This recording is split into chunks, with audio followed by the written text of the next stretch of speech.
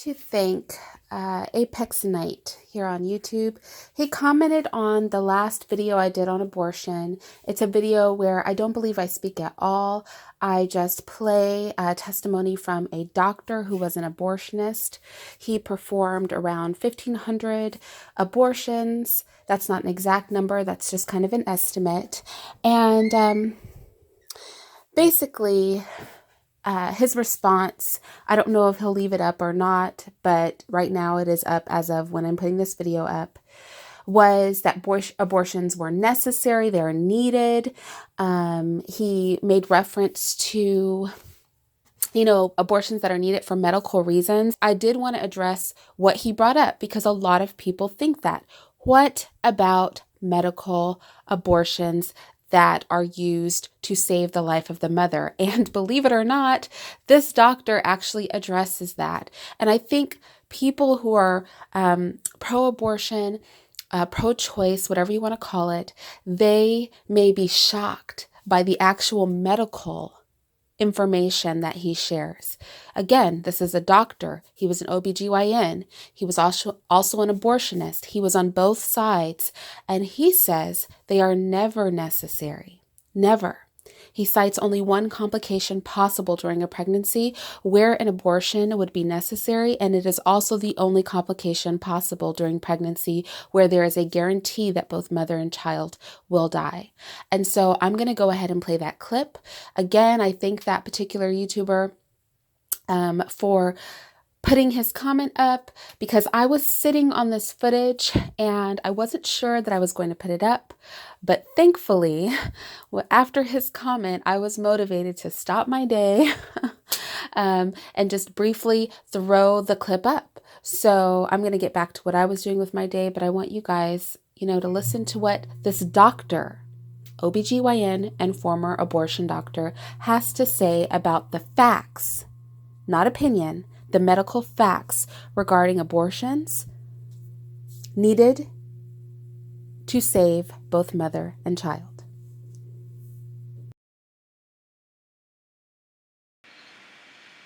We hear all the time how abortion, including especially late-term abortion, is necessary to save women's lives.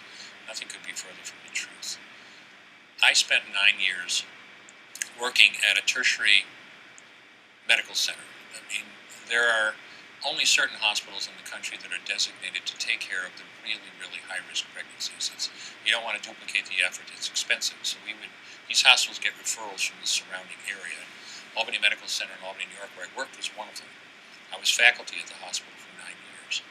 And I saw hundreds of cases of really severe pregnancy complications, cancers, heart disease, intractable diabetes out of control, toxemia, pregnancy out of control. And I saved, in those 9 years, I saved hundreds of women from life-threatening pregnancies. And I did that by delivering them, by ending their pregnancy by delivery, either induction of labor or cesarean section. Delivering the baby. Delivering the baby. And I always tell people, in all of those years, the number of babies that I was obligated to deliberately kill in the process was zero. None. And I'll give you an example.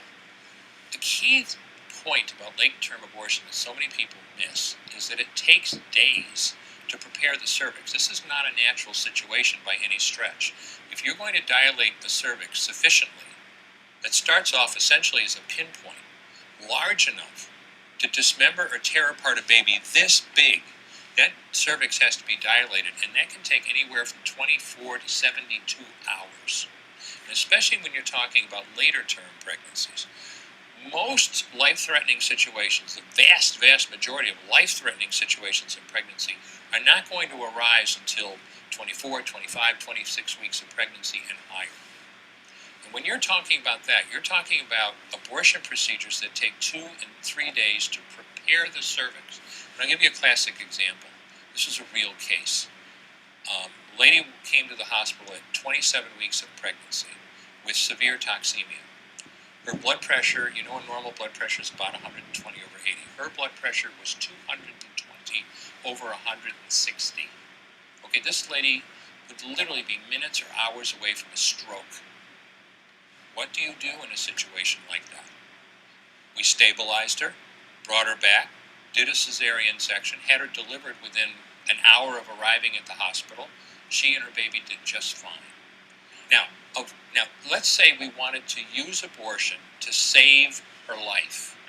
Okay, if with that kind of blood pressure and that kind of problem, if we waited 2 to 3 days to get her cervix prepared, she would never make it. She would have been dead. And that's a perfect example. You never need late-term abortion to save a woman's life. If necessary, you accomplish the delivery. Now, did every one of those children make it because they were preterm? No. But they all had a chance. And most of them did make it. What you're saying is so amazing, Dr. Levatino, because a lot of people never hear this. They assume when abortion is brought up that it's necessary to kill that child, sometimes to save the mother's life. But you're saying it may be necessary to deliver the baby, but you never have to purposely go and kill that child. That's exactly what I'm saying. So why is this such a huge argument for pro-abortion advocates to say it's necessary to kill to save the life of the mother? That argument I don't understand. In my experience over almost a decade, I never had to kill deliberately a single child to save a woman's life during pregnancy.